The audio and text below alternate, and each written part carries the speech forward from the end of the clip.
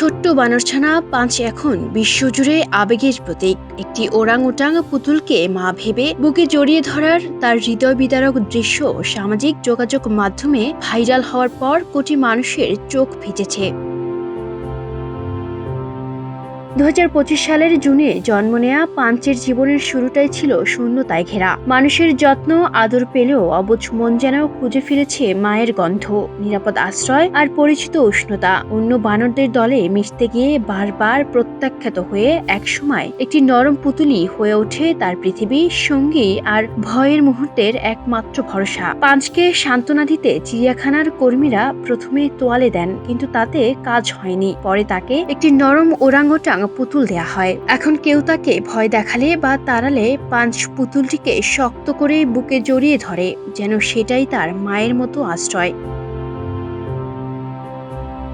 জাপানের ইচিকাওয়া সিটি চিড়িয়াখানার সেই নিঃসঙ্গ মুহূর্তগুলো সামাজিক যোগাযোগ মাধ্যমে ভাইরাল হওয়ার পর পাঞ্চের একাকিত্ব ঘোচাতে এগিয়ে এসেছেন দুই ভাই ট্রিস্ট অ্যান্ড টেড। তারা ঘোষণা করেছেন মায়ের অভাব বোধ করায় ছোট্ট প্রাণীটিকে নিজেদের কাছে নিতে তারা $2.5 লাখ দিতে প্রস্তুত। তবে প্রশ্ন উঠেছে, আবেগ আর অর্থের বিনিময়ে কি একটি প্রাণীর ভবিষ্যৎ নির্ধারিত হতে পারে? চিড়িয়াখানা কর্তৃপক্ষ স্পষ্ট জানিয়ে দিয়েছে, পাঞ্চ কোনো পণ্য নয়, সে তাদের পরিবারের অংশ।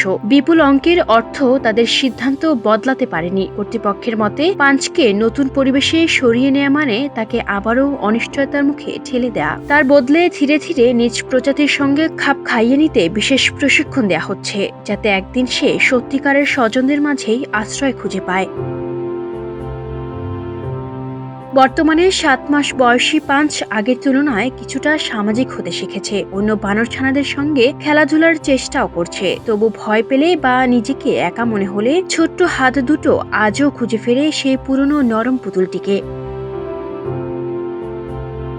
কোটি টাকার হাতছানি বা বিলাসী জীবনের প্রলোভন নয়, পাঞ্চের প্রকৃত প্রয়োজন এক টুকরো অকৃত্রিম মমতা, যা কোনো অর্থ দিয়ে কেনা যায় না। তার গল্প যেন আমাদের মনে করিয়ে দেয়, পৃথিবীর বহু কিছুর দাম নির্ধারণ করা গেলেও মাতৃত্বের শূন্যতা আর আশ্রয়ের আকুতি চিরকালই অমূল্য।